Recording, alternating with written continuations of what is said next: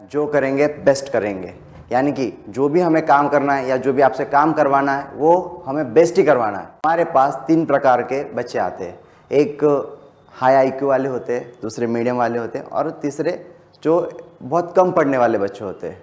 तो आईक्यू वालों के लिए क्या होता है, अगर उनके दिमाग में पहले से ही होता है कि अगर उनको 90 मार्क्स आ रहा है तो वो हमेशा 100 के लिए कोशिश करते रहते हैं।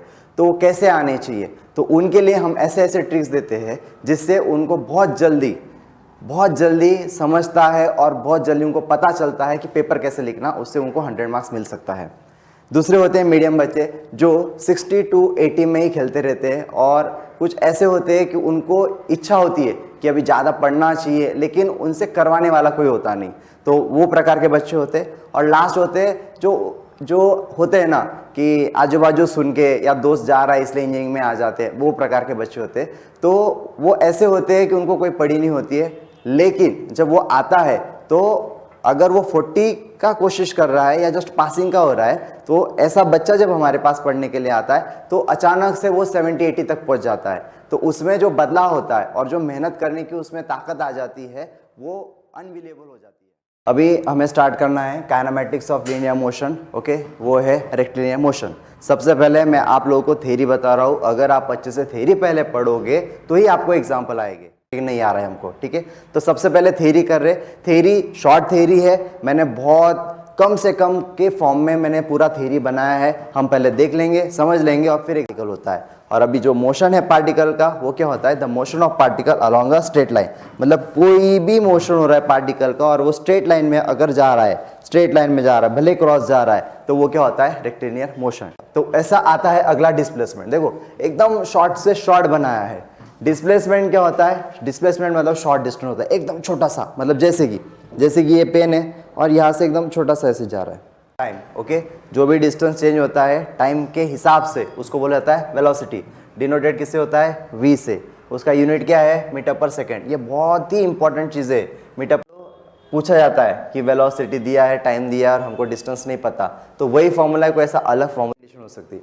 मान लो वो ऊपर ही खड़ा है टावर पे, या बिल्डिंग है, बिल्डिंग भी हो सकती है, वो बिल्डिंग पे खड़ा है और वहां से ऊपर वो बॉल फेंक रहा है, ऐसे ऐसे ऊपर बॉल फेंक रहा है, ठीक है, या ऊपर से ऐसे बॉल फेंक रहा है, अलग अलग प्रकार के बॉल फेंके ऊपर से, ठीक है, या स्टोन फेंक रहा है, ऐसा है कंडीशंस। तो वो मीटर पर सेकंड स्क्वायर। ए मतलब हमें समझ रहा है कि वो एक्सेलरेशन है, और T is in second. T मतलब किस में दिया है, सेकंड में दिया है, ठीक है। अभी when T is equal to 0, जब time T is equal to 0 दिया है ना, the particle is at 2 meter to the left of origin. देखो जब इनिशियली टाइम 0 था ना, तो वो पार्टिकल जो है, वो पार्टिकल भाई है, वो क्या हो रहा, वो लेफ्ट में जा रहा। The particle is at 2 meter to the left of origin, मतलब जो भी उसकी स्टार्टिंग कंडीशन वो कहा जा रहा, लेफ्ट में जा रहा, ठीक है, लेफ्ट में, उधर के side. When T is equal to 2 second, जब टाइम 2 सेकेंड होता है तो वो पार्टिकल इज एट 20 मीटर, और आगे जाता है, 20 मीटर चले जाता है, कहाँ पर, to the left of origin. तो लेफ्ट आपको समझना चाहिए, नॉर्मल चीज़ है। अगर मैं यहाँ खड़ा हूँ तो ये मेरा राइट होगा, है ना, और इधर वाला लेफ्ट होगा, ठीक है। आप जहाँ बैठे हो उनके हिसाब से बता रहा हूँ, ठीक है। उन्होंने क्या बोला है, determine the position of particle at T is equal to 4 second, ठीक है। जब आप पढ़ने बैठोगे तो कैल्सी लेके बैठना, कैल्सी जरूरी है, ठीक है, मेरे पास भी कैल्सी है। अभी देखो सबसे पहले दिया क्या है, उनको अच्छे से लिखना, given A is equal to कितना दिया है, A is equal to 40 square minus 2, ऐसा दिया है, सही है।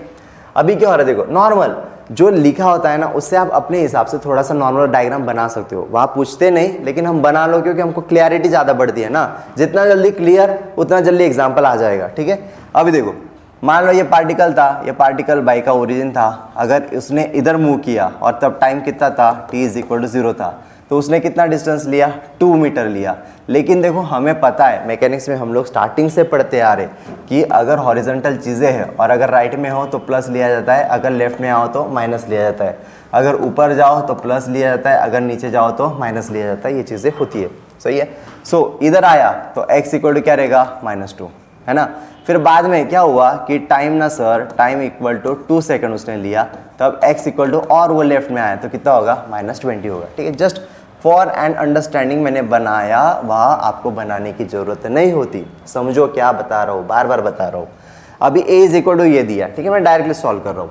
अभी आप ऑब्जर्व करो कि ना उन्होंने पोजीशन के बारे में बोला सर, तो पोजीशन मतलब एक्स ही है ना, एक्स के बारे में चीज़ें ज़्यादा खुल के आ रही है।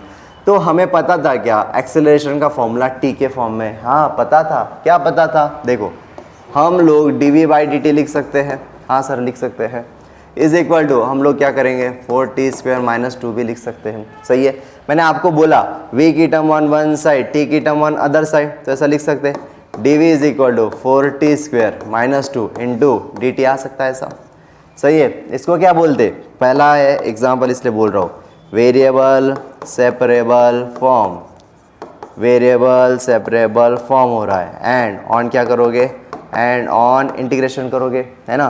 तो इंटीग्रेशन कर रहा हूँ, integration of dv integration of 4t² - 2 into dt आ रहा है। सही है, हो गया। अभी देखो एक देसी जुगाड़ दे रहा हूँ, इंटीग्रेशन अगर नहीं आता होगा तो भी चल सकता है।